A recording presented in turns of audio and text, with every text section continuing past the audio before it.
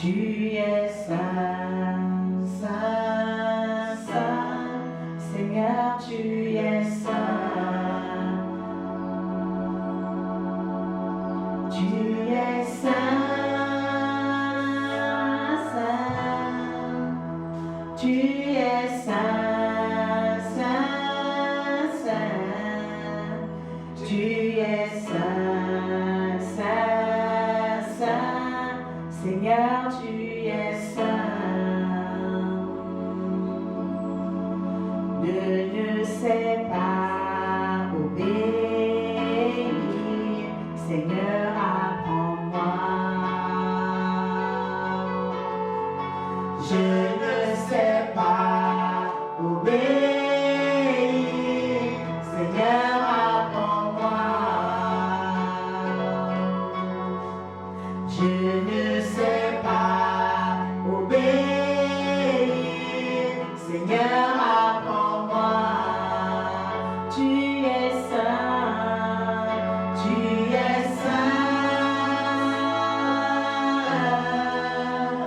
tu es saint, saint, saint, tu es saint, saint, saint, Seigneur, tu es saint, Adonai, tu es saint, tu es saint, tu es saint, saint, saint, tu es saint, saint, saint, Seigneur, tu es saint, Seigneur, remplis-nous, remplis-nous, remplis-nous, remplis-nous, Seigneur, remplis-nous, Adonai, remplis-nous,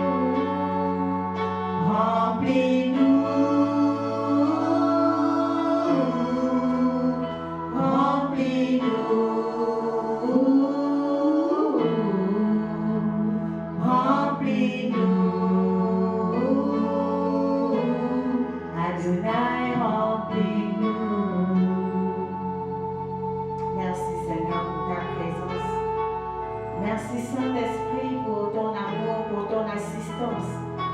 Merci Saint-Esprit pour les cœurs que tu vas visiter ce matin.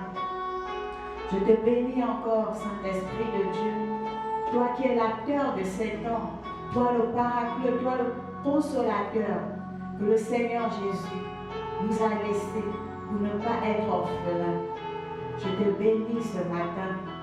Je te rends un vibrant hommage, Saint-Esprit de Dieu, pour ton amour, pour ta puissance dans nos vies, dans le nom puissant de Jésus-Christ de Nazareth. Sois élevé, exalté ce matin, dans le nom de Jésus-Christ de Nazareth.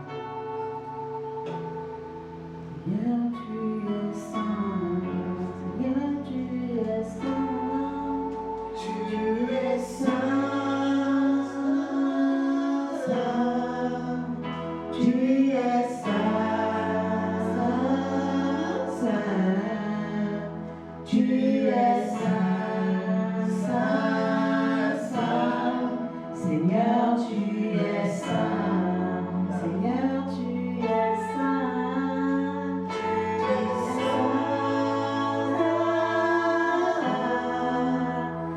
tu es saint, saint, saint, tu es saint, saint, saint, Seigneur, tu es saint. Alors nous allons, d'entrée de jeu, encore définir ce que c'est l'obéissance. L'obéissance, c'est l'action d'obéir, c'est-à-dire de se soumettre à quelqu'un ou à quelque chose. L'obéissance, c'est de se conformer aux règles dictées par une personne, aux règles dictées par un roi, par une autorité. ou bien quelque chose de bien précis. L'obéissance est faire une entière soumission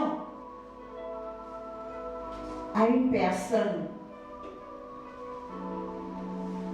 Et je disais qu'aujourd'hui, de nos jours, nous ne savons plus obéir. Beaucoup d'enfants de Dieu n'ont plus ce trait de caractère très important qu'est l'obéissance. Nous ne sommes plus obéissants. Voilà pourquoi le Seigneur insiste aujourd'hui à faire preuve d'obéissance dans ces temps. Donc nous devons avoir des dispositions à toujours obéir. Lorsqu'une personne se dit être une personne obéissante, ce n'est pas être obéissant juste pour un temps, mais c'est avoir des dispositions déjà dans son cœur, dans son esprit, à toujours vouloir obéir, à toujours vouloir obéir, à s'attendre à une injonction de Dieu et à se dire, je vais obéir, Seigneur. L'obéissance est une marque de respect, une marque de dévouement envers une personne. Et c'est ce dont nous avons besoin aujourd'hui, d'avoir cette marque de respect envers l'Éternel des armées, pour pouvoir lui obéir, avoir une entière soumission, un dévouement total envers notre Dieu. Donc toute notre vie doit être une vie d'obéissance, une vie d'entière soumission à l'Éternel des armées. Nous devons obéir à Dieu, à ses instructions. Nous devons obéir à ses injonctions en tout temps et en toutes circonstances. Il n'y a pas un temps pour obéir et un temps pour désobéir. Nous devons obéir en tout temps, en tout lieu, en toutes circonstances. Que ce soit dans l'abondance, dans la disette, nous devons être obéissants à sa parole. Mais nous n'obéissons plus. On se fie à notre intelligence. On fait nos calculs humains. On n'a même plus cette crainte. On n'a plus cette crainte que les yeux de l'Éternel parcourent toute la terre.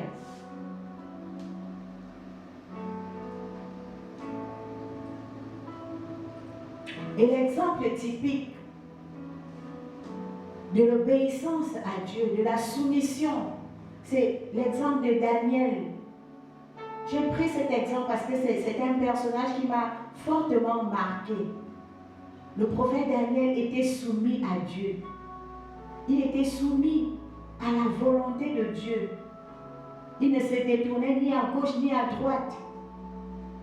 Malgré même des instructions des rois. Mais il avait choisi d'obéir à Dieu.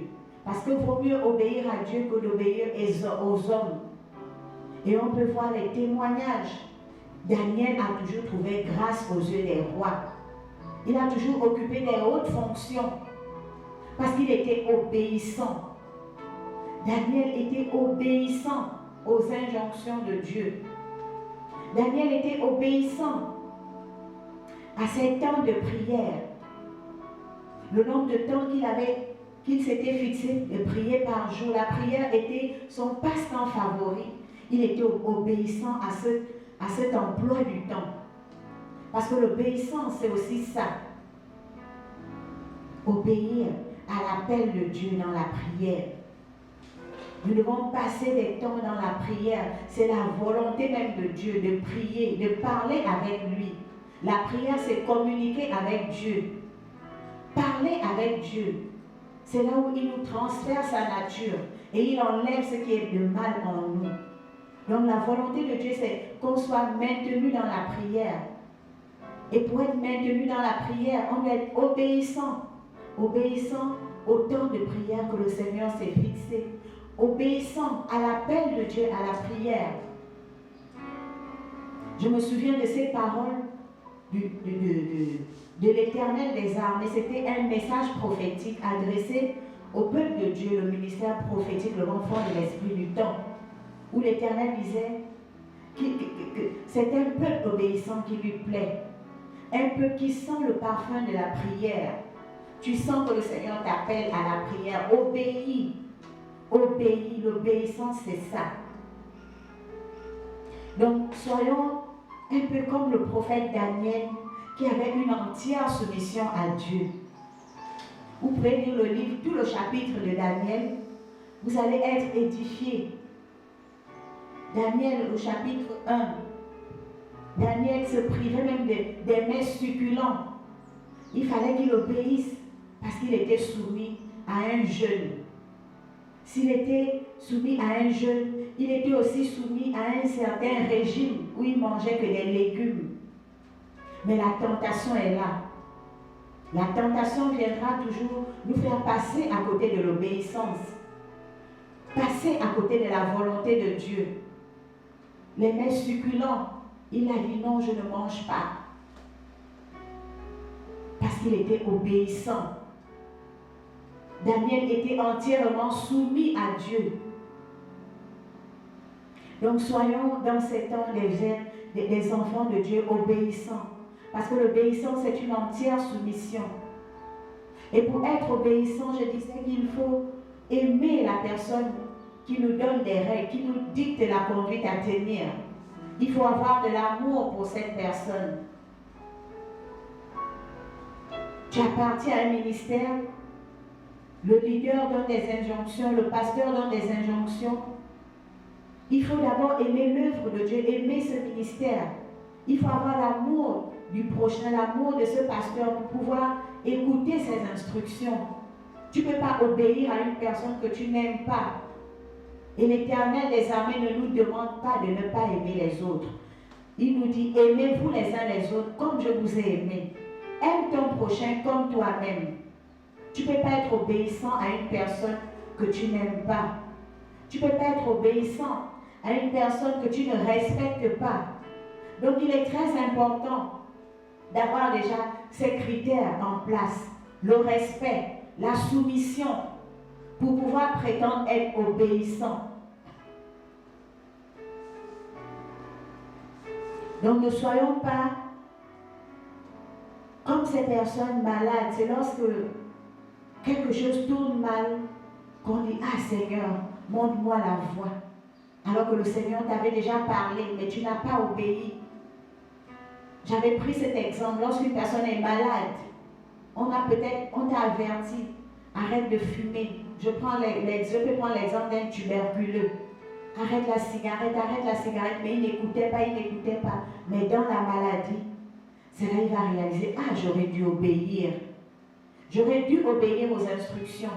Et c'est à ce moment-là qu'il est suspendu aux lèvres du médecin.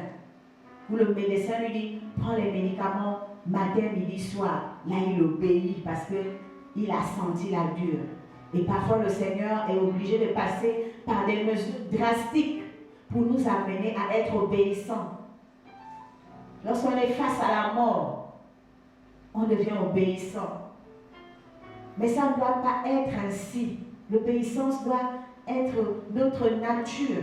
Ça doit être intégré à l'intérieur de nous. Même lorsque tout va bien, le Seigneur te dit fais ceci, fais cela, tu obéis. Le Seigneur peut te parler tantôt d'une manière, tantôt d'une autre. Mais parfois on ne prend point garde. Lorsqu'on dit mieux vaut prévenir que guérir, c'est parce que le Seigneur nous accorde souvent la grâce de nous orienter, de nous guider. Pire même, ceux qui ont la grâce d'avoir comme père spirituel un prophète de l'Éternel, où le Seigneur te guide clairement, mais on désobéit. On fait la sourde oreille. C'est ce qui est même encore plus grave.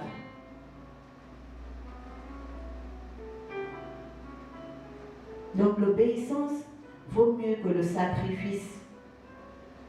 Et je disais tantôt qu'obéir consiste d'abord à écouter. Il faut avoir écouté une parole. Il faut avoir écouté la voix de Dieu pour obéir. On n'obéit pas au néant. On n'obéit pas à un objet. Il faut d'abord avoir écouté ou avoir lu des instructions pour pouvoir obéir. Avoir écouté des conseils pour pouvoir obéir. Donc nous devons toujours chercher. C'est pour cela que lorsque je parlais de la volonté de Dieu dans le livre de Romains, où il est écrit, ne vous conformez pas au siècle présent, mais soyez transformés par le renouvellement de l'intelligence, afin que vous discerniez ce qui est bon, agréable et parfait. Donc un enfant obéissant doit chercher à discerner quelle est la volonté de Dieu pour lui. Tu dois chercher à connaître, à entendre la voix de Dieu. Et pour arriver à cela, tu dois te maintenir dans le jeûne et la prière, dans la méditation de sa parole. Et tu vas entendre sa voix. Tu sauras ce qui est bon, agréable et parfait pour toi. Mais aujourd'hui, on ne fait plus ça. On ne cherche plus à cultiver l'obéissance, à cultiver, à chercher à comprendre, à écouter la voix de Dieu. Donc par la prière, par la parole, nous pouvons discerner quelle est la volonté de Dieu pour nous. Nous pouvons discerner la voix de Dieu. Qu'est-ce que Dieu nous dit? Parce que lorsque nous ne faisons pas ces choses, je puis vous assurer, nous pouvons vivre des désastres parce que nous allons vouloir nous conformer à notre ciel, à notre propre intelligence. Donc l'obéissance implique beaucoup de choses.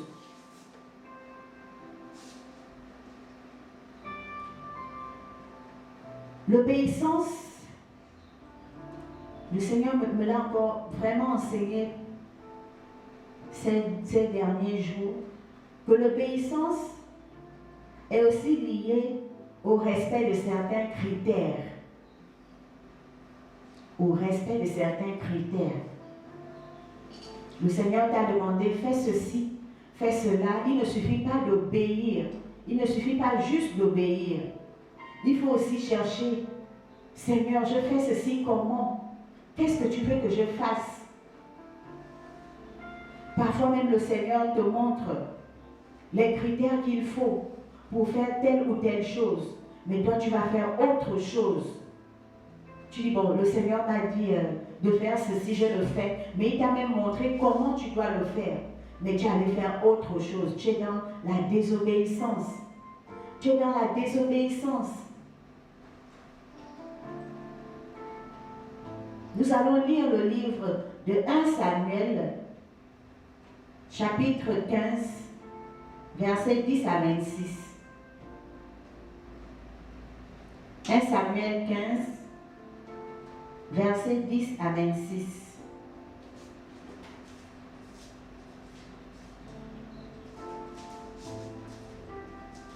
Je vais lire la parole de Dieu. L'Éternel adressa la parole à Samuel et dit, « Je me répands d'avoir établi Saül pour roi, car il se détourne de moi, et il n'observe point mes paroles. » Samuel fut irrité et il cria à l'Éternel toute la nuit. « Oh Seigneur !» Il se leva de bon matin pour aller au-devant de Saül. Et on vint lui dire, « Saül est allé à Carmel, et voici, il s'est érigé un monument. Puis il s'en est détourné. Et passant plus loin, il est descendu à Gilgal. Samuel se rendit auprès de Saül. Et Saül lui dit, « Sois béni de l'Éternel. » J'ai observé la parole de l'Éternel. Quand même Samuel s'est présenté devant Saül, c'est même Saül qui a anticipé. Hein. Il a commencé à parler. « Oh, sois béni, homme de Dieu, comme on fait souvent. » Sois béni, homme de l'Éternel. J'ai observé la parole de l'Éternel. Samuel ne lui a même rien demandé. Il a commencé à se justifier seul. Samuel dit, « Qu'est-ce donc ce bêlement des brebis qui parvient à mes oreilles et ce mugissement de bœufs que j'entends? » Saül répondit, « Ils les ont amenés de chez les Amalécites. Parce que le peuple a épargné les meilleures brebis et les meilleurs bœufs afin de les sacrifier à l'Éternel ton Dieu, et le reste nous l'avons dévoué par interdit. » Samuel dit, « Saül, arrête, et je le déclarerai, ce que l'Éternel m'a dit cette nuit. » Et Saül dit, « Parle. » Samuel dit, « Lorsque tu étais petit à tes yeux, n'es-tu pas devenu le chef des tribus d'Israël? Et l'Éternel ne t'a pas oint pour que tu sois roi d'Israël? Comme bon nombre d'entre nous, le Seigneur nous a choisis établis et équipés. On a grandi dans l'onction. Il nous a établis. Mais à cause de la désobéissance, on passe souvent à côté à la fin. On dit souvent, mieux vaut la fin d'une chose que son commencement. Samuel a rappelé ça à Saül. L'Éternel t'avait fait partir en disant, va, aidez-vous par interdit ces pécheurs, les Amalécites. Tu leur feras la guerre jusqu'à ce que tu les aies exterminés. Pourquoi n'as-tu pas écouté la voix de l'Éternel? Samuel demande à Saül, pourquoi n'as-tu pas écouté la voix de l'Éternel? Oh my God! Pourquoi t'es-tu jeté sur le butin? Et as-tu fait ce qui est mal aux yeux de l'Éternel? Saül répondit à Samuel, j'ai bien écouté la voix de l'Éternel et j'ai suivi le chemin par lequel l'Éternel m'avait envoyé. J'ai amené Agag, roi d'Amalek, et j'ai dévoué par interdit les Amalécites. Mais le peuple a pris le butin des brebis et des bœufs comme prémisse de ce qui devait être dévoué afin de sacrifier à l'Éternel ton Dieu à Gilgal. Samuel dit, l'Éternel trouve-t-il plaisir dans les holocaustes et les sacrifices comme dans l'obéissance à la voix de l'Éternel? Voici, l'obéissance vaut mieux que le sacrifice et l'observation de la parole vaut mieux que la graisse des béliers. Samuel a dit à Saül, l'Éternel trouve-t-il plaisir dans les holocaustes et les sacrifices comme dans l'obéissance à la voix de l'Éternel? Parfois le Seigneur n'a même pas besoin de nos grandes offrandes, de nos belles offrandes, mais il veut l'obéissance à sa parole, l'obéissance à ses préceptes, à ses injonctions. Le Seigneur avait dit à Saül de dévouer par interdit les Amalécites jusqu'à les exterminer. Il devait tout exterminer. Il ne devait rien laisser, même les brebis. Parce que Samuel était scandalisé lorsqu'il a dit, qu'est-ce donc ce bêlement de brebis qui parvient à mes oreilles et ce mugissement de bœuf que j'entends? Donc, Saül n'a pas fait comme Dieu lui a dit. Il a exterminé les Amalécites, mais il a gardé les belles brebis. Il a gardé les bœufs gras. Vraiment, il a été désobéissant. Il a été désobéissant. Et c'est comme ça que Saül s'est disqualifié. Le Seigneur s'est détourné de lui. Le verset 23 dit, car la désobéissance est aussi coupable de la divination. Et la résistance ne l'est pas moins que l'idolâtrie et les téraphins. Puisque tu as rejeté la parole de l'Éternel, il te rejette aussi comme roi, my God. Parce que Saül a rejeté la parole de l'Éternel. Le Seigneur l'a aussi rejeté comme roi. Il a été désobéissant. Et il a fait preuve d'idolâtrie. Le Seigneur n'avait pas besoin de ses brebis, de ses bœufs pour être offerts en holocauste. À ce moment-là, le Seigneur voulait l'obéissance à sa parole. Voilà pourquoi on doit être ferme. La fermeté est de taille. Lorsque tu veux être un enfant obéissant, lorsque tu veux être obéissant, il faut être ferme. Tenir ferme aux injonctions de Dieu. Parce que lorsque Saül se justifie aux yeux de Samuel, il dit, oui, c'est vrai, Dieu m'a dit ceci, m'a dit cela, mais le peuple a pris pour butin les brebis, mais le peuple, pourquoi tu as laissé le peuple prendre? Il fallait être ferme jusqu'au bout et dire au peuple, ne prenez pas, tout doit être détruit. Tout doit être détruit. Et c'est comme ça dans bien des domaines de nos vies. Le Seigneur te dit, donne-moi entièrement ta vie. Mais tu donnes une partie de ta vie à l'Éternel, une autre partie tu caches, on ne doit pas toucher. Cette partie-là peut représenter les brebis et les bœufs que Saül a épargnés. Et tu peux être dans la désobéissance parce que tu ne trouveras plus grâce aux yeux de l'Éternel. Donc l'obéissance est liée au respect de certains critères. L'obéissance est liée à la vision, parce que le Seigneur avait une vision. Mais Saül s'est détourné de la vision de Dieu. Tu appartiens à un ministère. Tu appartiens à un ministère. Le Seigneur a établi un leader à la tête de ce ministère. Et il a déposé une vision. La vision peut être une vision missionnaire de répandre l'évangile dans tout le pays, dans toutes les provinces. Tu dois épouser cette vision. C'est-à-dire, tu dois avoir ces caractères d'évangéliste, de répandre l'évangile partout, d'avoir cette prédisposition à implémenter des églises dans toutes les provinces. J'admire bien comment on appelle, l'Alliance chrétienne qui a cette mission, ils ont cette vision de missionnaire. Et si la vision de Dieu qui est d'enclencher le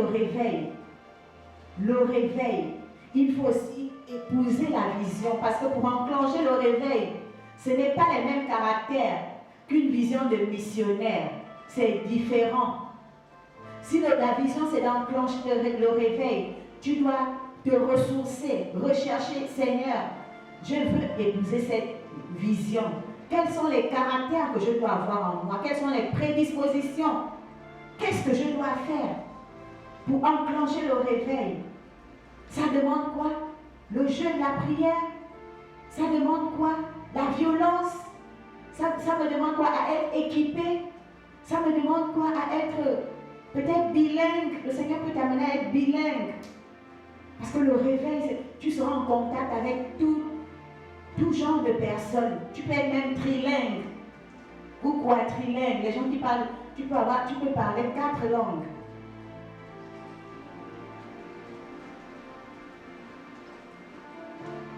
Donc l'obéissance, je disais, est liée au respect de certains critères.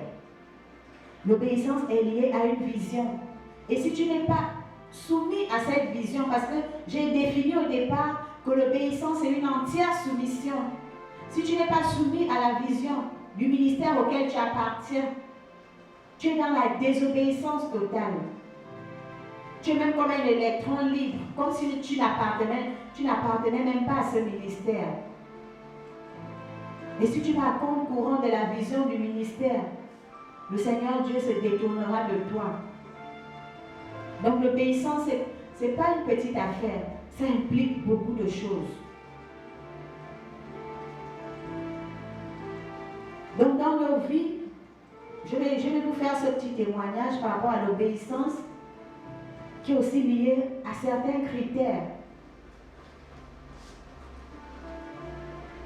Je me souviens, il n'y a pas très longtemps, le Seigneur m'a montré une vision parce que je priais, j'ai dit Seigneur, je vais avoir un beau lit, montre-moi le genre de lit que je dois avoir. Le Seigneur m'a clairement montré quel genre de lit je dois avoir. Il m'a clairement montré. J'ai béni le Seigneur le matin. Mais le tentateur est venu, ça c'est mon expérience personnelle, le tentateur est venu à travers une autre personne pour me dire, ah, Cornelia, moi je peux te faire mieux que ça, à moindre coût. En tout cas, c'est que le menuisier a dit qu'il peut te faire. Donne-moi juste le montant là, et puis je vais te faire même avec d'autres meubles. J'ai été tentée. Je me suis détournée de la vision de Dieu. Il m'avait déjà clairement montré le modèle du lit et le menuisier vers lequel je devais partir. Je me suis détournée. Je suis tombée dans les sentiments. Dans les sentiments, j'ai dit, ah lui, il a raison, hein. Ça me revient moins cher et puis voilà. J'ai remis l'argent, mais jusqu'aujourd'hui, je puis vous assurer, je n'ai rien reçu. Tout l'argent est parti, ça s'est envolé comme de la fumée. Parce que j'ai désobéi. J'ai désobéi à la vision de Dieu. J'ai été dans la désobéissance. On dit l'obéissance vaut mieux que le sacrifice. Et après, je me retrouve encore, c'est là où on se retrouve dans les sacrifices.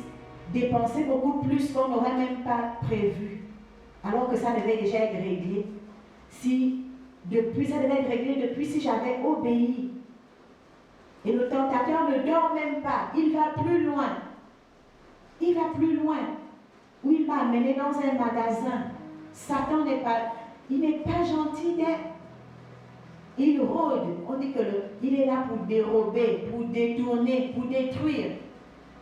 Je me retrouve encore dans un magasin où je vois un très beau lit. Waouh! J'ai été séduite par ce beau lit. J'ai été séduite. J'ai dit, waouh, quel très beau lit. Là, dans le lit, là, je ferai des beaux rêves. Des beaux rêves. Mais c'est un lit qui coûte très cher. Très cher. C'est après quelques jours, le Seigneur me dit, mais je t'avais déjà montré la vision du genre de lit que je veux que tu aies. Un beau lit simple, fait de bois. Mais tu vas être séduite par des choses très chères. C'est de la convoitise. Oh là là, j'ai demandé pardon à l'Éternel. J'ai dit, Seigneur, pardonne-moi. Pardonne-moi pour la convoitise. Pardonne-moi pour la convoitise. Donc, le Seigneur peut te montrer quelque chose, mais il faut respecter jusqu'à la lettre. Il t'a montré comme ci, comme ça. Il faut le faire jusqu'au bout. Ne fais pas que bon, le Seigneur m'a dit d'acheter un beau lit. Je vais déjà acheter un beau lit bêtement. Non, il t'a montré les critères. Mais tu allais faire autrement. Tu es dans la désobéissance. Je retourne même encore une année en arrière, où le Seigneur m'avait déjà montré les critères de l'appartement où je devais habiter en quittant la maison familiale. Il m'avait dit un petit appartement simple, tout petit, simple. L'essentiel, c'est d'abord d'obéir, de partir. Mais en cherchant la maison, j'ai été séduite par une très belle maison, un bel appartement qui coûtait même cher.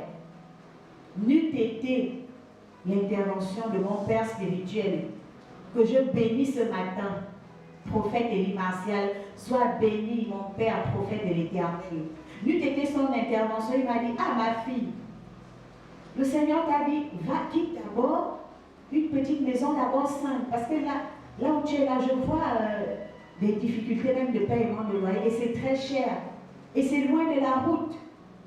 Tu n'as pas encore de véhicule, comment tu feras? Si tu rentres la nuit, il n'y a pas de lumière.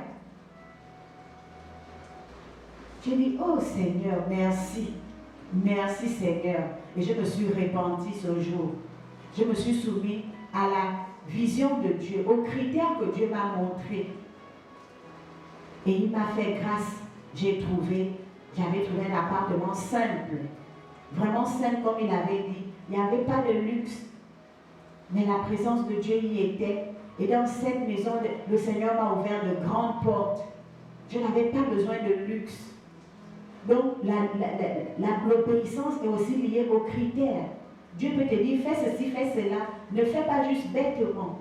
Ne te précipite pas. Parce qu'on va de gloire en gloire, de gloire en gloire. Mais on veut souvent sauter, on veut souvent brûler les étapes et on va jusqu'à désobéir à la vision de Dieu pour nous. Et j'ai béni le Seigneur, j'ai dit waouh, merci Seigneur. Et ce fut une grâce. Moi j'ai eu cette grâce parce que mon père était à l'écoute, mon père était au parfum. Et c'est lui qui m'a dit, ah ma fille, non, c'est vrai que c'est beau, mais je vois des difficultés demain. Ça peut être cher, ça peut être difficile après. Ne suis pas ce luxe. Dieu veut juste que tu partes d'abord. Parce que c'est loin de la route. Tu n'as même pas de véhicule. Voilà pourquoi j'avais aussi dit que l'obéissance aussi, nous avons besoin de sagesse. La sagesse. La sagesse. Et lorsque la sagesse m'a habité, j'ai dit oui. Je suis retournée à l'appartement que je n'avais même pas aimé. Et c'est l'appartement que le Seigneur a validé.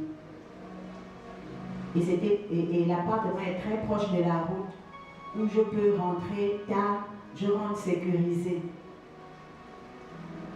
Donc lorsque j'ai été édifiée, j'ai dit waouh. Mais ça, c'est l'obéissance et c'est profond. L'obéissance, c'est pas juste ok, Dieu m'a dit de faire ceci, je fais. Respecte-moi.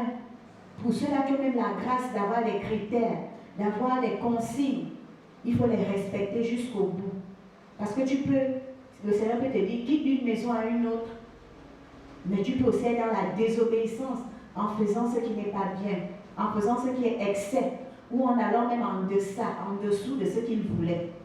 Il faut toujours faire ce qui est juste, ce qui est bon, agréable et parfait aux yeux de Dieu. C'est voilà pourquoi il nous dit, soyez transformés par le renouvellement de l'intelligence, afin que vous discerniez ce qui est bon, agréable et parfait.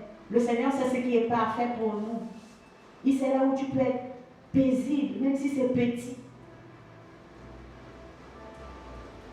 Il connaît là où tu peux envoyer ton fils à l'étranger, même si c'est un pays des Noirs, par exemple Ghana, Afrique du Sud, mais toi tu veux forcément par exemple l'Europe. Peut-être qu'en Europe ce n'est pas bien pour ton fils. Donc il faut discerner la vision de Dieu pour pouvoir prétendre être obéissant. Pour pouvoir prétendre être obéissant. Donc ces deux témoignages vraiment, ça m'avait édifié moi-même. Waouh! Donc l'obéissance, ce n'est pas juste obéir, il y a aussi des règles à respecter, des consignes à respecter. Parce que des fois, on veut même dépasser Dieu. Parfois, on veut dépasser Dieu. On ne sait même plus. Il nous montre clairement une vision. Et ensuite, on passe à côté. C'est comme Saül l'a fait. Le Seigneur a montré qu'il fallait aller dévouer ces villes par interdit, les Amalécites, les exterminer, c'est-à-dire eux avec toutes les bêtes. Toutes les bêtes. Mais Saül a choisi de ne pas exterminer les meilleures brebis. Est-ce que le Seigneur avait besoin de ces meilleures brebis? Non. Le Seigneur n'avait pas besoin de ces meilleures brebis. Il n'avait pas besoin de ces vaches grasses qu'il a mis de côté pour offrir à l'Éternel. En fait, de fois, on veut dépasser Dieu lui-même, quoi. Il nous donne une injonction. C'est ce qu'on fait de nos jours. Le Seigneur nous donne une injonction. Il nous donne des critères, des consignes à respecter. Mais on dit non, vraiment. En fait, pour nous, le Dieu est même limité car nous, on a la science infuse. On transcende. On dit non, en tout cas, moi je garde ça pour offrir à Dieu. Mais il t'a dit de tout détruire. Mais toi, tu gardes quelque chose. Il y a des offrandes que le Seigneur n'agrée pas. Il y a des sacrifices qui s'en fout. Ce qui compte pour lui, c'est l'obéissance à sa parole. L'obéissance à ses injonctions. L'obéissance au respect des consignes. Au respect des consignes. Nous avons l'exemple de la femme de Lot. Vous pouvez lire le livre de Genèse, chapitre 19. La femme de Lot, il ne fallait pas regarder en arrière. Mais lorsqu'elle a regardé en arrière, qu'est-ce qui s'est passé? Elle s'est transformée en statuette de soufre. Toute la ville a été détruite. Parce que lorsque Dieu a même dit à Lot, pars, sauve-toi. Il n'a pas dit, regarde ta fille, ton fils, ta mère, ceci, sauve-toi. Lot.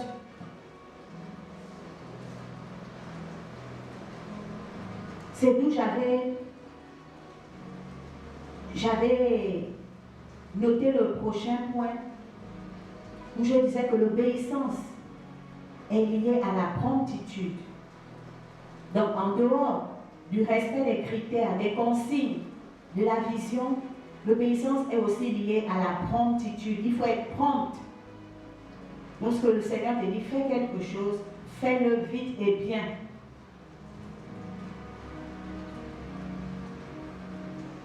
Nous allons lire le livre de Genèse, chapitre 18.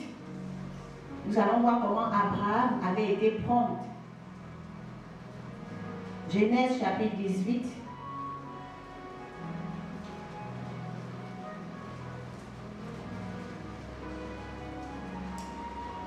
Intercession d'Abraham en faveur de Sodome.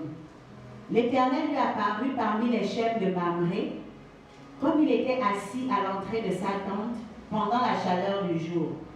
Il leva les yeux et regarda, Et voici, 3 hommes étaient debout près de lui.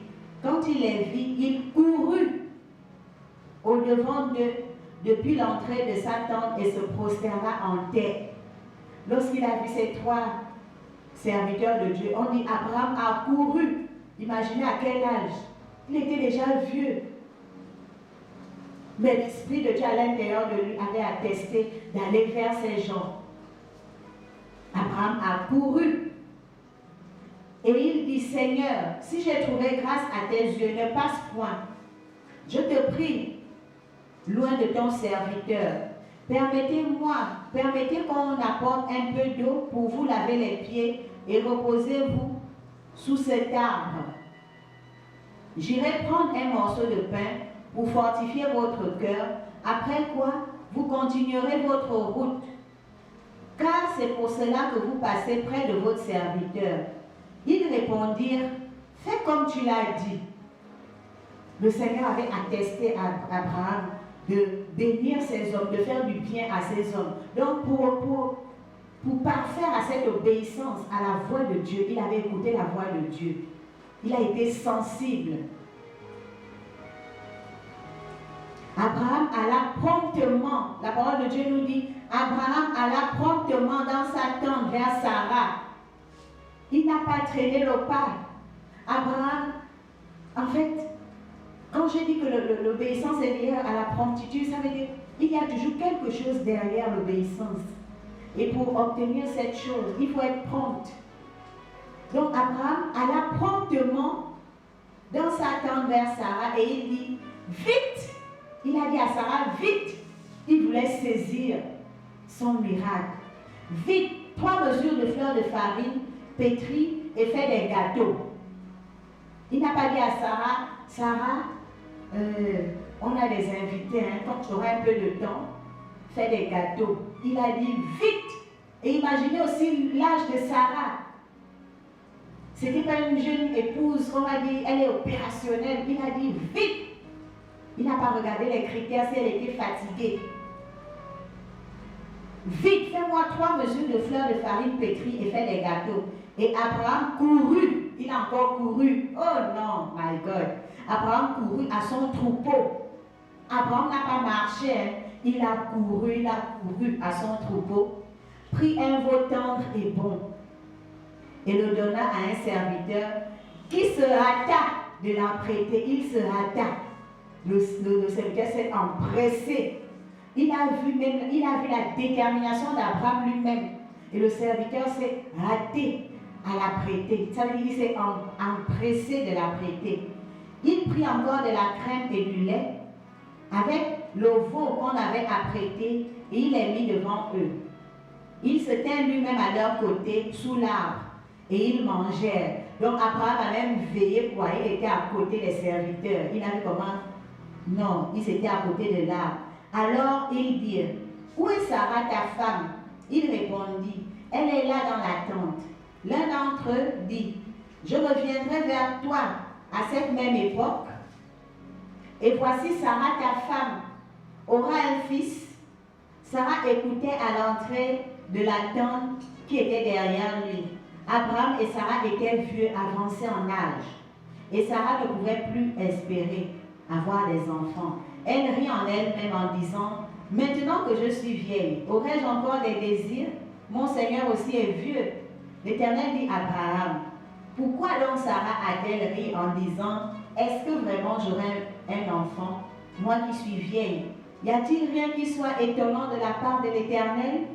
Au temps fixé, je reviendrai vers toi à cette même époque et Sarah aura un fils. Oh my God, Sarah a eu Isaac. Il a fallu que Abraham soit prompt. Il a fallu qu'Abraham fasse les choses vite. C'était peut-être sa dernière cartouche. Parce qu'il y a des opportunités qui ne se présentent pas plusieurs fois. Après autant d'années, elle n'a pas enfanté. Mais lorsque Abraham s'est tenu devant ces 3 hommes, il a dit, il va obéir à la voix de Dieu. Il a été prompt, il a couru. Il a dit à Sarah, vite. Il a encore couru vers son troupeau. Et il a empressé son serviteur pour apprêter le veau. Voilà pourquoi je disais que l'obéissance est liée à la promptitude. Il est bon d'être prompt. Un vieux papa comme Abraham, nous qui sommes jeunes, le Seigneur nous dit parfois faites ceci, faites cela. On nous donne des missions à faire, on traîne le pas, on remet à demain ce qu'on peut faire aujourd'hui. Ce n'est pas ça l'obéissance. On est beaucoup dans la désobéissance. Parce qu'on traîne beaucoup le pas, on murmure, on transforme même l'injonction de Dieu. Voilà pourquoi dans ce temps, le Seigneur, il veut nous emmener à comprendre en profondeur c'est quoi l'obéissance. L'obéissance implique beaucoup de choses. Nous allons lire le livre de Luc, Luc chapitre 2, à partir du verset 5.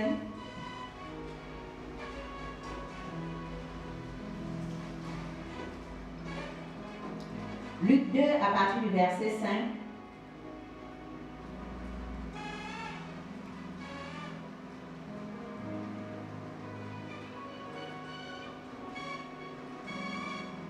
À partir du verset 6, pendant qu'ils étaient là, le temps où Marie devait accoucher arriva. Et elle enfanta son fils premier-né, elle emmaillota et le coucha dans une crèche, parce qu'il n'y avait pas de place pour eux dans l'hôtellerie. Il y avait dans cette même contrée des bergers qui passaient dans les champs et les vieilles de la nuit pour garder leurs troupeaux. Et voici, un ange du Seigneur leur apparut, et la gloire du Seigneur resplendit autour d'eux. Ils furent saisis d'une grande frayeur, mais l'ange leur dit, ne craignez point, car je vous annonce une bonne nouvelle qui sera pour tout le peuple le sujet d'une grande joie. C'est aujourd'hui dans la ville de David. Il vous est né un sauveur, qui est le Christ, le Seigneur. Et voici à quel signe vous le reconnaîtrez. Vous trouverez un enfant emmailloté et couché dans une crèche. Et soudain, il se joignit à l'ange d'une multitude de l'armée céleste, louant Dieu en disant, gloire à Dieu dans les cieux, dans les lieux très hauts, et paix sur la terre parmi les hommes qui l'agréent. Lorsque les anges eurent quitté pour retourner au ciel, les bergers se dirent les uns les autres, allons jusqu'à Bethléem et voyons ce qui est arrivé, ce que le Seigneur nous a fait connaître. Au verset 16, on dit, ils allèrent en hâte. Ils n'ont pas traîné le pas. Ils allèrent en hâte. Et ils trouvèrent Marie et Joseph et le petit enfant couché dans la crèche. Oh Seigneur, quelle grâce d'avoir vu le Seigneur. S'ils traînaient le pas, après que l'ange est venu parler, le Seigneur t'a dit quelque chose, fais-le. On dit que les trois bergers, ils allèrent en hâte. Ils ont trouvé Marie, Joseph et le petit Jésus. Quelle grâce d'avoir vu le Seigneur. Mais s'ils traînaient le pas, ils ne devaient pas avoir cette grâce de contempler la naissance de notre Sauveur Jésus-Christ. Après l'avoir vu au verset 17, ils racontèrent ce qui leur avait été dit au sujet de ce petit enfant. Tous ceux qui les entendirent furent dans l'étonnement de ce que leur disaient les bergers. Marie gardait ces choses dans son cœur et les repassait dans son cœur. Les bergers s'en retournèrent, glorifiant et louant Dieu pour tout ce qu'ils avaient entendu et vu, et qui était confirmé à ce qui leur avait été annoncé. Donc lorsqu'on dit que l'obéissance est liée à la promptitude, c'est très important, on doit être prompt. Les anges se sont révélés à eux et ils s'en allèrent en hâte. Et ce fut une grâce, telle grâce de voir le Seigneur. Ils étaient dans la gloire de Dieu même. La gloire de Dieu. Mais s'ils traînaient le pas, ils auraient pu passer à côté de cette grâce. Et ils ont vu avec leurs yeux physiques ce que les anges étaient venus leur dire. Donc la promptitude est très importante. La promptitude. D'où le prochain point qui est que l'obéissance nous enrichit. L'obéissance nous enrichit. Parce que lorsque tu es obéissant, tu ne connais pas ce qui est caché derrière un acte. Derrière un acte prophétique qu'on te demande de poser. Derrière une action que le Seigneur te demande. Si le Seigneur te demande, comporte-toi comme ci, comme ça, obéis tout simplement. Parce qu'en retour, tu recevras quelque chose de particulier. Et cette chose sera bonne, agréable et parfaite pour toi. Parce que on ne pourra jamais être déçu si on obéit à l'Éternel. Jamais, au grand jamais. Jamais, au grand jamais, tu ne peux être déçu lorsque tu obéis à Dieu. Parce que derrière son obéissance se cachent des grâces, des mystères, de l'abondance, de la bénédiction. Se cache ta propre élévation. Derrière l'obéissance se cache ta fermeté dans les voies du Seigneur. Derrière l'obéissance, tu t'enracines en Jésus-Christ. Et le prochain point, c'est aussi que l'obéissance ne rime pas avec le doute. L'obéissance ne rime pas avec le doute. Voilà pourquoi je vous ai fait ces témoignages où le Seigneur m'avait clairement montré quelque chose et je suis passée à côté. J'ai douté, j'ai fait mes propres calculs. L'obéissance, les deux ne collent pas. Donc lorsque tu veux être vraiment obéissant, il faut chasser tout esprit de doute. Tout esprit de doute. Seigneur, je lis tout esprit de doute en moi. Ce n'est pas par ta propre force, mais c'est par la prière, par le jeûne. Et tu demandes au Seigneur, donne-moi ton assurance. J'aimerais que lorsque tu me dis quelque chose, que je le fasse avec assurance et conviction. Parce que ce qui n'est pas le fruit d'une conviction est péché. Demandez à l'Éternel l'assurance. L'assurance.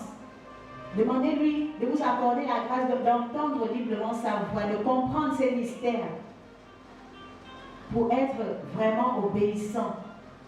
Parce que tu ne peux pas obéir si tu doutes de ce que ton frère ou ta soeur te dit. C'est peut-être l'Éternel qui se tient devant toi pour te dire, ah frère, soeur, tu ne penses pas que ça c'est un peu dangereux pour toi ou bien, ah non, tu doutes. Nous devons chasser tout esprit de doute si on veut prétendre être obéissant. Tout esprit de doute, chasser tout esprit de doute. Mais demandez au Seigneur l'assurance. L'assurance qui nous donne son assurance.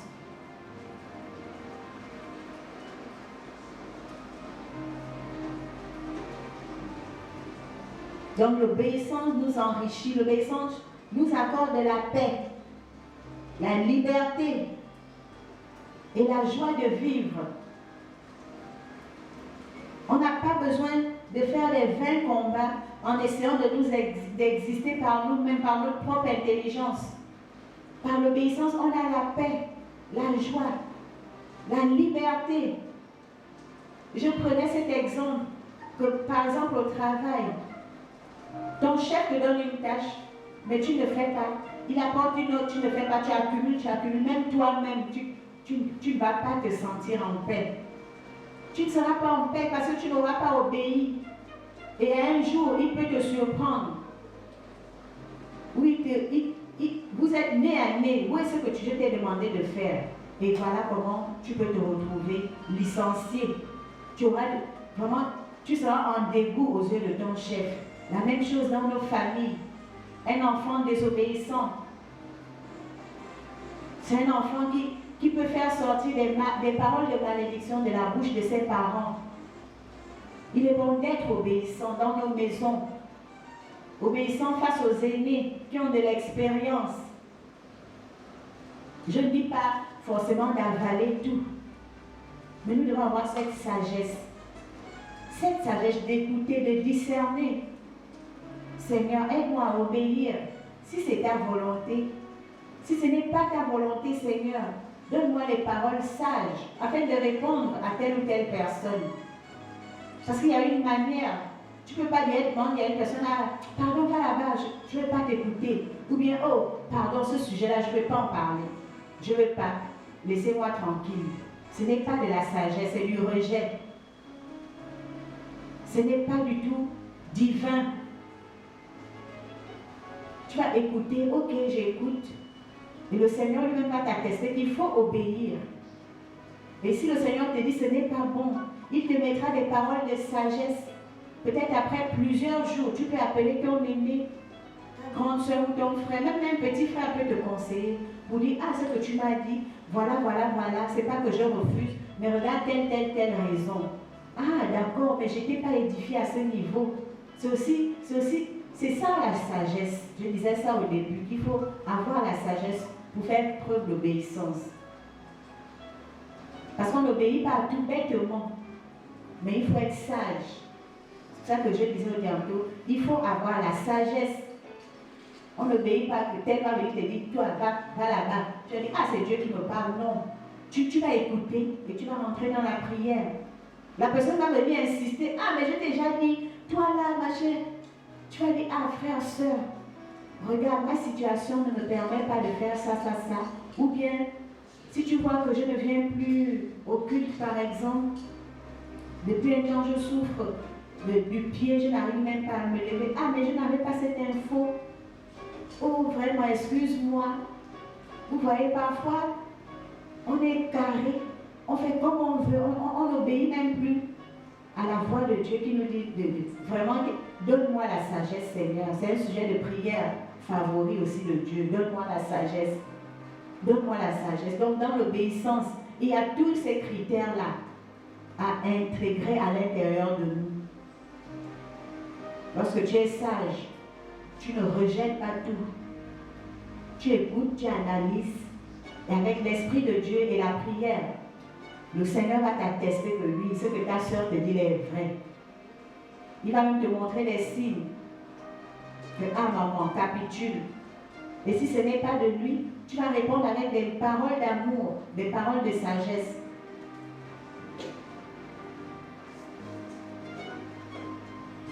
Et le prochain point, je disais que lorsque nous faisons preuve d'obéissance, on se retrouve parfois à faire des choix. L'obéissance nous amène aussi à faire des choix. La parole de Dieu nous dit, dans Actes 5 au verset 29, qu'il vaut mieux obéir à Dieu plutôt qu'aux hommes. On l'a vu plus tôt là, où Samuel a dit ça à Saül, qu'il vaut mieux obéir à la parole de l'Éternel que d'obéir aux hommes. Saül a capitulé devant son peuple qui a mis les belles brebis de côté. Il a désobéi à Dieu, il devait être ferme jusqu'au bout. Donc, l'obéissance nous amène à faire des choix. Voilà pourquoi on doit prier. Père, accorde-moi la grâce d'être beaucoup plus spirituel que charnel. Parce que lorsqu'on est charnel, on rentre dans les sentiments. Je vous ai fait ce témoignage moi-même. Je suis rentrée dans la convoitise. Le Seigneur m'a bien montré quelque chose de précis. Mais je voulais aller faire quelque chose d'extra. J'étais à côté à cause des désirs charnels. Le livre de Galates nous dit que les désirs de la chair sont contraires aux désirs de l'esprit. Donc si tu es charnel, tu ne peux pas être obéissant. Parce que tout ce que tu feras sera contraire à l'Esprit Saint.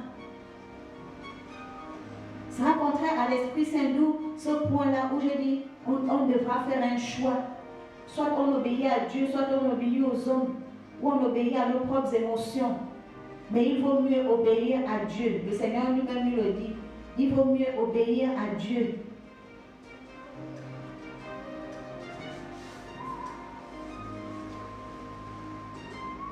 Un homme va te dire fais ceci, Dieu va te dire fais cela. Frère, soeur, obéis à Dieu. Parce que le Seigneur ne te décevra jamais. Jamais au grand jamais. Et nous allons voir tout ce qui peut être contraire à l'obéissance, les conséquences. Nous avons vu déjà ce que Saül a subi parce qu'il a désobéi.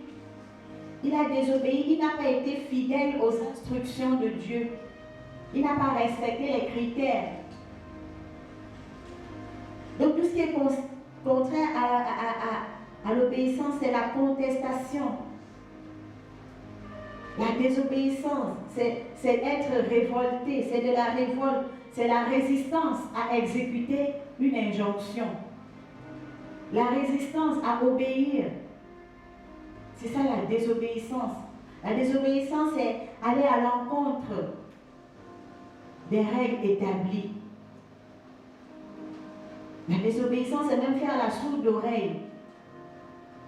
Tu entends bien la voix de Dieu, mais tu dis non, tu n'écoutes pas. Et on avait été édifié dans le livre des Acte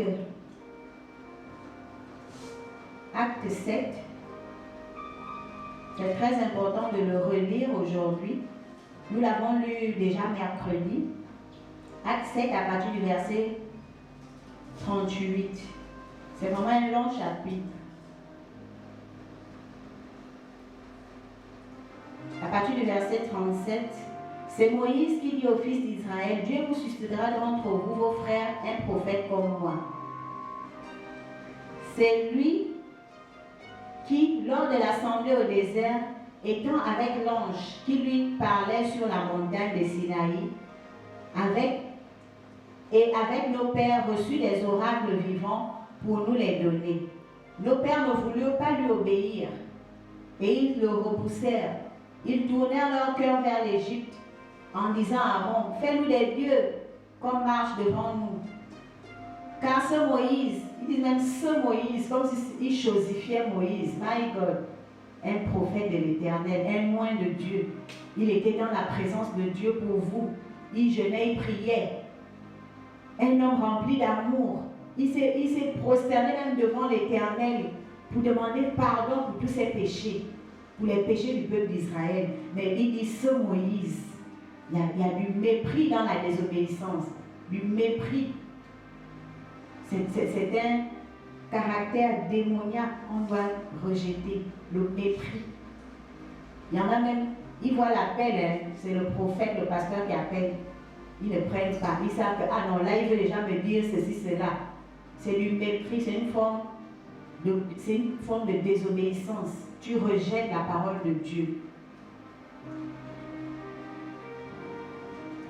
En ces jours-là, ils firent un veau. Ils offrirent un sacrifice à l'idole, se réjouirent de l'œuvre de leurs mains. Alors Dieu se détourna et les livra au culte de l'armée du ciel, selon ce qu'il est écrit dans le livre des prophètes.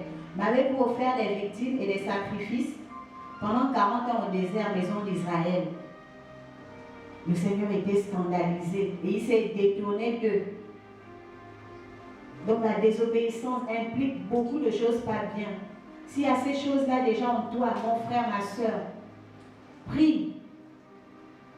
Prie, Seigneur, je suis un enfant rebelle. Seigneur, je n'aime pas écouter. Parce que je disais au début que l'obéissance, il faut d'abord apprendre à écouter avant d'obéir. Mais si tu n'écoutes pas, tu es dans la désobéissance. Si tu es rebelle, prie, Seigneur, enlève tout esprit de rébellion. Si tu aimes contester, vraiment, il y a souvent dans les assemblées, même au travail, il y a toujours des gens comme ça, ils aiment contester. Ils aiment toujours contester, oh. Ils n'aiment pas obéir. C'est dangereux. Le Seigneur peut se détourner de vous. Et c'est très dangereux. À qui iras-tu si le Seigneur se détourne de toi? Tu vas parler maintenant vers le pasteur, le prophète? Non. C'est là où tu vas. Je ne sais pas. Je ne sais pas qu'est-ce que tu peux faire si le Seigneur lui-même se détourne de toi. Après avoir posé un acte. Parce que la désobéissance peut t'amener à poser un acte qu'il ne fallait pas. C'était peut-être l'interdit à ne pas commettre. Et toute une vie peut être détruite comme ça. Tout un peuple peut même être détruit à cause de toi ou moi. Nous allons prendre l'exemple Vasti, de ne pas prendre à la légère, même les petites instructions, lorsqu'on dit qu'on est obéissant. Et Esther 1, Esther chapitre 1, verset 10 à 12. Je vais lire la parole de Dieu. Esther chapitre 1, verset 10 à 12. Le titre, c'est même Désobéissance et disgrâce de la reine Vasti.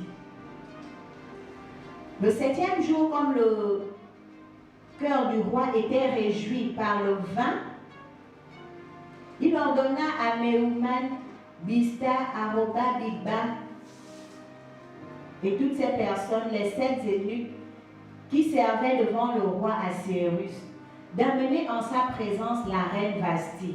On dit, le 7e jour, comme le cœur du roi était réjoui par le vin, il a demandé qu'on amène la reine Vasti en sa présence, avec la couronne royale, pour montrer sa beauté au peuple et aux grands, car elle était belle de figure.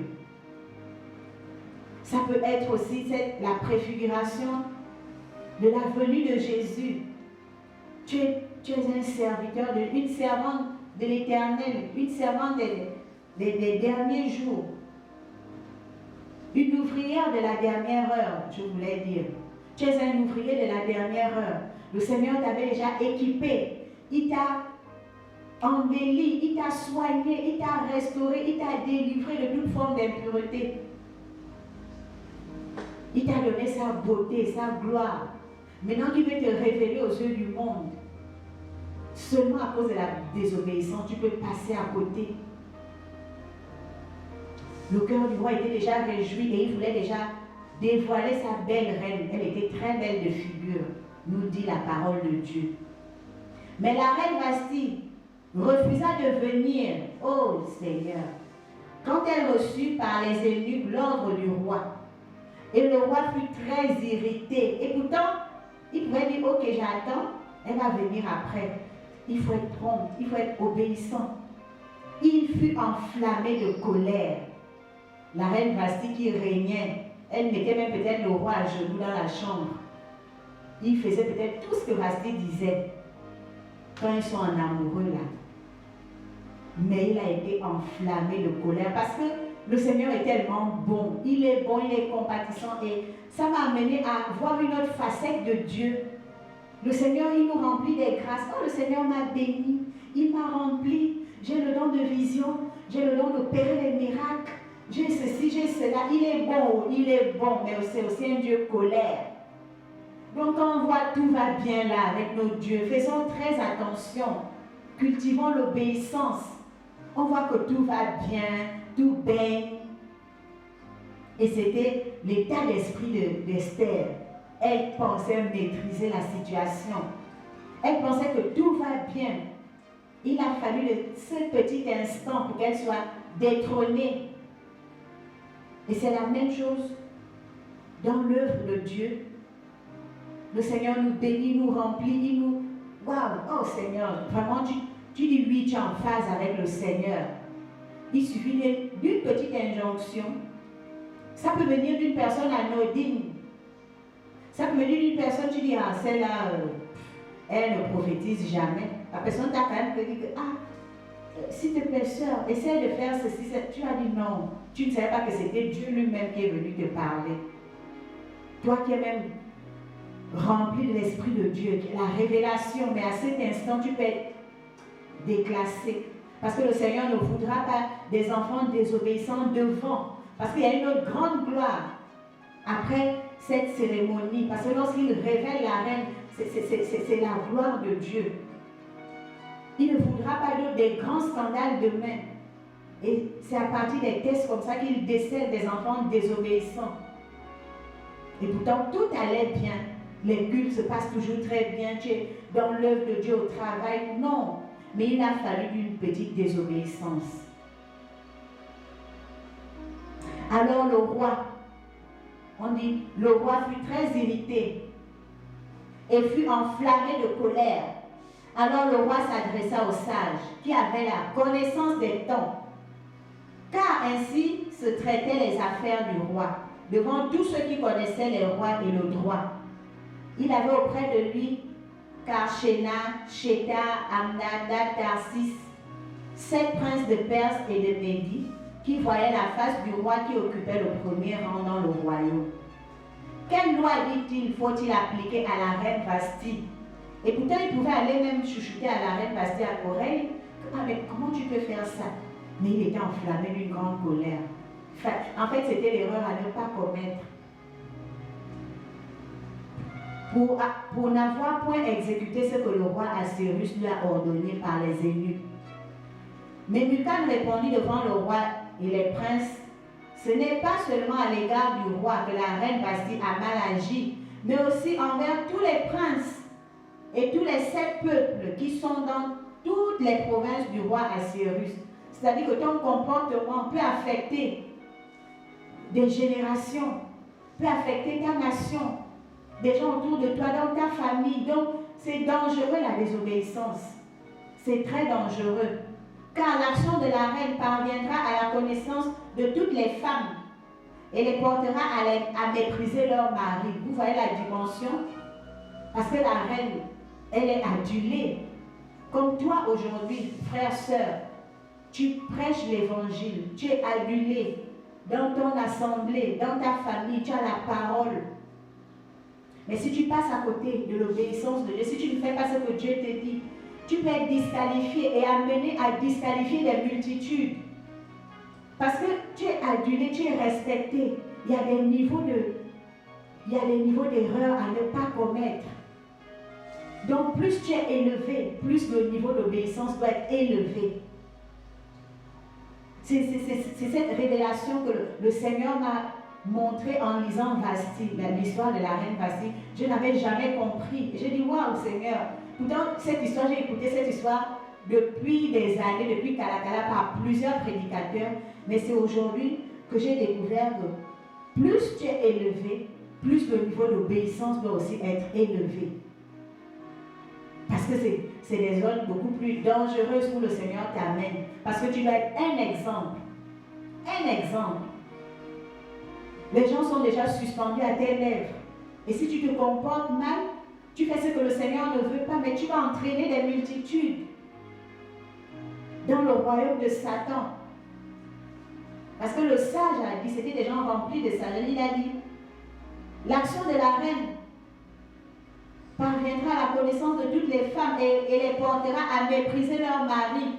Elles diront, oh, mais le roi avait ordonné qu'on amène en sa présence la reine Vasti, et elle n'y est pas allée. Donc pour elle, ça devait être un exemple, un bel exemple à suivre, alors que c'était pas ça la volonté de Dieu. Et dès ce jour, les princesses de Perse et de Médie qui auront appris l'action de la reine la rapporteront à tous les chefs du roi, et de là beaucoup de mépris et de colère. Si le roi le trouve bon, qu'on le publie de sa part, qu'on inscrive parmi les lois de Perse et de Médès avec défense de la transgresser, une ordonnance royale d'après laquelle Vasti ne paraîtra plus devant le roi Assyrus, et le roi donnera la dignité de reine à une autre qui soit meilleure qu'elle. Donc la désobéissance peut t'amener à être disqualifié et le Seigneur va qualifier une autre meilleure que toi. Tu as déjà été qualifié dans cette belle carrière de l'évangile, mais à la fin tu viens déconner, tu viens dégamer, mais tu seras disqualifié et tu auras des comptes à rendre à l'Éternel des armées. Parce que beaucoup de personnes devaient être amenées à Christ au travers de toi. Mais parce que tu as obéi à une injonction très importante qui était capitale. Chacun a son histoire avec le Seigneur. Chacun a sa particularité dans le service de Dieu. Même au travail, même dans nos familles, chaque personne joue son rôle. Il suffit de désobéir à quelque chose de capital. Ça peut apporter un scandale. L'édit du roi sera connu, nous sommes au verset 20, dans tout le royaume, quelque grand qu'il soit, et toutes les femmes rendront honneur à leur mari, depuis le plus grand jusqu'au plus petit. C'est David fut approuvé du roi et des princes, et le roi agit d'après la parole de Mémucan. Il envoya des lettres à toutes les provinces du royaume, à chaque province selon son écriture et à chaque peuple selon sa langue. Elle portait que tout homme devait être le maître de sa maison et qu'il parlerait la langue de son peuple. Donc après ça, on connaît bien l'histoire que la reine Vashti a été déchue. Et après quoi, ce fut la reine Esther qui sortait de nulle part. La reine Esther qui n'avait même pas tout ce que la reine Vashti avait. La reine Vashti était très belle, elle avait tout. Mais la reine Esther est venue, elle a été qualifiée. Elle a été qualifiée. Esther a été obéissante aux injonctions. Elle prenait seulement tout ce qu'on lui demandait de prendre. Et elle a trouvé grâce aux yeux du roi. Elle a trouvé grâce aux yeux du roi. Vous voyez où la désobéissance peut nous emmener? Ça peut t'amener à regarder maintenant avec tes yeux vraiment cette belle destinée que le Seigneur avait prédestinée pour toi. Tu vas maintenant la regarder comme ça à distance. Et tu ne seras plus acteur. Donc soyons aujourd'hui des acteurs. Comme l'évangéliste Delnoris nous l'a édifié hier dans ce fabuleux programme du samedi, que nous devons être des acteurs de ces temps et non des spectateurs. Et pour être véritablement un acteur, il faut être obéissant à la parole de Dieu, obéissant aux injonctions divines. Parce qu'une petite désobéissance peut t'amener dans un scandale. Tu peux même vivre le tourment. Le Seigneur te dit, fais ceci. Toi, tu vas à côté, tu vas faire des choses compliquées. Tu te retrouves dans le tourment. Il y en a qui se retrouvent dans l'endettement, dans les querelles inutiles, dans les disettes, dans la maladie, à cause de la désobéissance. Donc ne soyons pas comme le peuple d'Israël. Ne faisons pas comme la reine Vashti. Soyons sensibles à la voix de Dieu. Donc l'obéissance est quelque chose de bien. Parce que l'obéissance nous permet de purifier nos âmes. On l'a vu dans le livre de 1 Pierre 1, verset 22. Lorsque le Seigneur dit que l'obéissance nous purifie nos âmes, parce que tout ce qu'on fait, c'est dans sa volonté. Et lorsqu'on fait la volonté de Dieu, on se purifie. Le Seigneur t'appelle au service. Je veux que tu me serves. Il t'a appelé par son nom, mais tu refuses. Tu ne fais pas sa volonté, tu n'obéis pas. Tu te maintiens dans ta position. Entre-temps, si tu fais ce premier pas en commençant à le servir, il va te délivrer des esprits impurs, il va te restaurer. Si tu étais beaucoup renfermé, tu vas connaître un peu la vie associative. Si tu étais timide, tu pourras parler devant les gens avec assurance. Donc l'obéissance purifie nos âmes. 1 Pierre 1, verset 22.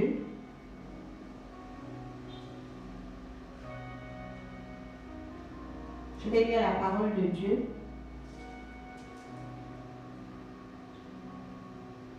La parole de Dieu dit, ayant purifié vos âmes en obéissant à la vérité. En obéissant à la vérité, nos âmes ont été purifiées. La vérité, c'est quoi? C'est la parole de Dieu. C'est les injonctions, les consignes. Voilà pourquoi nous devons méditer sa parole de jour comme de nuit. L'obéissance à la parole de Dieu purifie nos âmes. Pendant que tu la médites, tu lis, des choses tombent, tout ce qui est agrippé à nos âmes. Ayant purifié vos âmes en obéissant à la vérité. La Bible ne nous dit pas ayant purifié vos âmes en méditant la vérité. Non, tu peux méditer la parole et ne pas l'obéir. La Bible nous dit ayant purifié vos âmes en obéissant à la vérité pour avoir un amour fraternel sincère. Aimez-vous ardemment les uns les autres de tout votre cœur. Donc, la parole de Dieu nous dit d'obéir à sa parole. C'est bien beau, il faut la méditer. Mais après avoir médité, on fait quoi? Soit on la rejette, soit on obéit. Le Seigneur nous dit aujourd'hui d'obéir. à sa parole, de ne pas se méditer de ne pas se limiter à la méditer, mais d'obéir à sa parole, à la vérité, d'obéir à ses injonctions. Donc l'obéissance là, c'est pas seulement, ok, le Seigneur a dit d'obéir, il a dit de méditer la parole, moi j'obéis à l'injonction de Dieu, il a dit de méditer, tu médites, tu gobes les chapitres, tu gobes, tu as médité, ok, mais est-ce que tu as obéi? Il faut obéir. Il faut obéir à la parole de Dieu. Et comme je disais, pour conclure, mieux vaut être esclave de Dieu que d'être esclave de Satan. Parce que lorsque tu es dans la désobéissance, tu es esclave de Satan, tu es livré à tout. La colère, la rébellion. La parole de Dieu nous dit malheur aux enfants rebelles qui prennent des résolutions sans me consulter et ils accumulent péché sur péché. Un enfant rebelle, c'est un enfant désobéissant. Donc mieux être esclave de Dieu. Le joug du Seigneur est doux et léger. Mieux vaut se soumettre entièrement. Comme on l'a dit au début, que l'obéissance est une entière soumission. Une entière soumission. La parole de Dieu, elle est claire. Le livre de Romains 6 au verset 16. La parole de Dieu nous dit: ne savez-vous pas qu'en vous livrant à quelqu'un comme esclave pour lui obéir, vous êtes esclave de celui à qui vous obéissez, soit du péché qui conduit à la mort, soit de l'obéissance qui conduit à la justice. Donc, soit tu choisis d'obéir au péché qui conduit à la mort, mieux vaut choisir celui qui donne la vie, celui qui donne la justice, mieux vaut obéir à Dieu. Obéissons à l'Éternel des armées, refusons d'obéir à Satan. Ne soyons pas des enfants désobéissants. Soyons obéissants dans ces temps. Le prophète Daniel, il était quelqu'un de très obéissant. Très obéissant. Il n'est pas allé ni à gauche ni à droite. Il a respecté les préceptes de l'Éternel. Il était soumis et il avait l'amour de Dieu.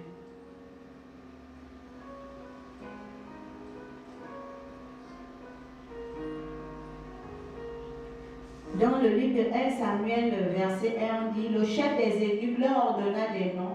À Daniel, celui de Belsar, à Anania, celui de Shadrach, à Mishkat, celui de Meshach, et à Azaria, celui d'Abdel-Nego.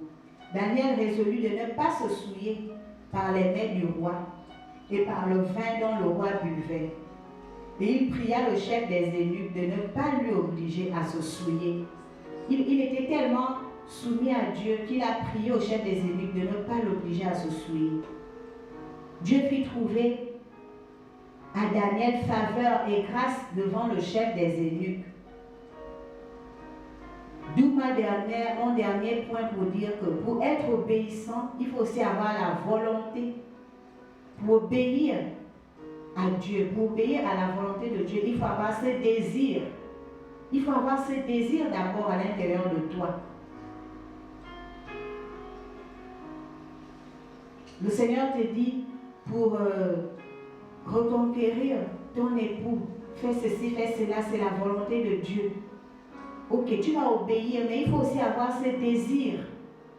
Il faut avoir ce désir, parce que Daniel avait ce désir. Il a prié l'eunuque. Il n'a pas dit que bon, Dieu ne veut pas que je mange cette plat-là. Mais il a prié l'eunuque. Il a dit pardon, ne m'oblige pas à manger ça. Il y avait ce désir-là déjà à l'intérieur de lui. Il y avait ce désir à l'intérieur de lui. Le Seigneur te donne des consignes. Tu es une jeune fille, par exemple. Fais ceci, fais cela. Habille-toi en robe longue ou bien mettre des vêtements comme ci, comme ça. Obéis tout simplement. Le Seigneur te dit, fais-toi belle. Obéis tout simplement. C'est peut-être en obéissant que tu vas rencontrer l'homme qu'il avait prévu pour toi. Mais si tu désobéis, cet homme-là va passer le jour où tu seras délabré, les cheveux délabrés. sens dessus, la veste comme ça, les cheveux, tu ne sais même pas. La parole de Dieu t'a déjà été libérée. Mais tu vas dire non, j'ai encore du temps. Non, ça peut être même le lendemain que tu rencontres cette personne, cet époux que le Seigneur a choisi pour toi. Donc on doit avoir ce désir. Si le Seigneur t'a dit, fais-toi belle, tu vas déjà mettre ce désir à l'intérieur de toi pour pouvoir obéir à 100%, pour que l'obéissance soit parfaite. Donc soyons obéissants comme le Seigneur lui-même l'a été. Comme nous le dit le livre des Philippiens 2 au verset 8, il est écrit, il s'est humilié lui-même, se rendant obéissant jusqu'à la mort de la croix. Le Seigneur n'a pas abandonné en chemin, il a été obéissant jusqu'à la mort. Il ne s'est pas dit, bon, là quand même je souffre trop, je vais m'arrêter là. Mais il est resté entièrement soumis à son Père, entièrement soumis à l'Éternel des armées. À un moment, il a failli capituler. Il a dit, si cette coupe pouvait même s'éloigner de moi, mais non pas ma volonté, mais ta volonté. Il a été entièrement soumis. Et c'est grâce à cette soumission, grâce à son obéissance, que vous et moi sommes là aujourd'hui, que nous pouvons hériter la vie éternelle. Alors l'obéissance, c'est un critère de taille dans la marche avec Christ. Soyons obéissants dans ces temps. Demeurons obéissants en tout temps et en tout lieu. Ne faisons pas une partie et ne laissons pas une autre. On doit être obéissant dans tout, en toutes circonstances.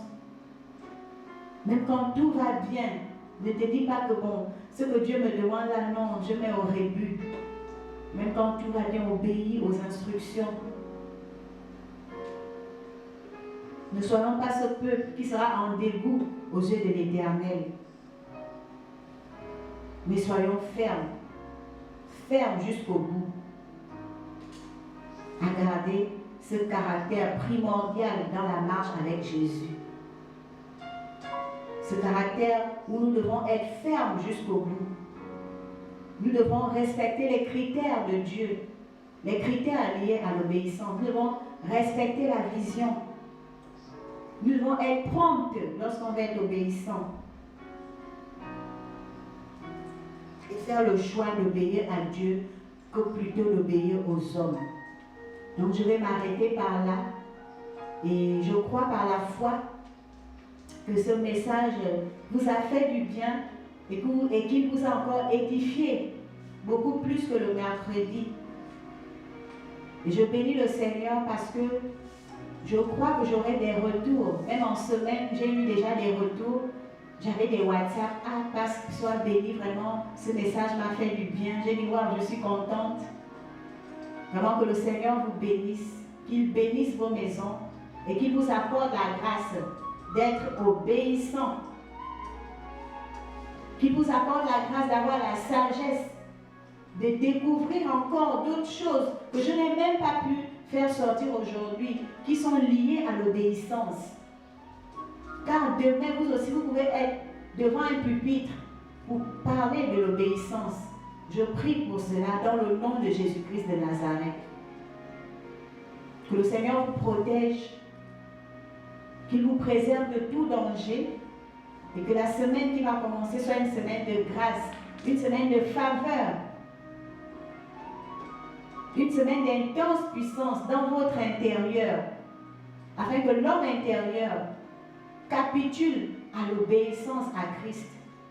Je prie afin que toutes vos pensées soient captives à l'obéissance de Jésus-Christ de Nazareth. Et que toute pensée qui n'est pas de Dieu soit chassée loin de vous. Au nom de Jésus-Christ de Nazareth. Que la main de l'ennemi soit chassée loin de vous. Au nom de Jésus. Que la voix de Satan se taise à jamais. Et que vous puissiez entendre la voix de Dieu. Au nom puissant de Jésus-Christ de Nazareth. Merci Père pour ton amour. Merci pour ta présence. Sois encore béni, exalté pour ce direct. reçois tout simplement toute la gloire, toute la magnificence, tous les honneurs et le respect qui te reviennent. Au nom de Jésus-Christ de Nazareth. Amen.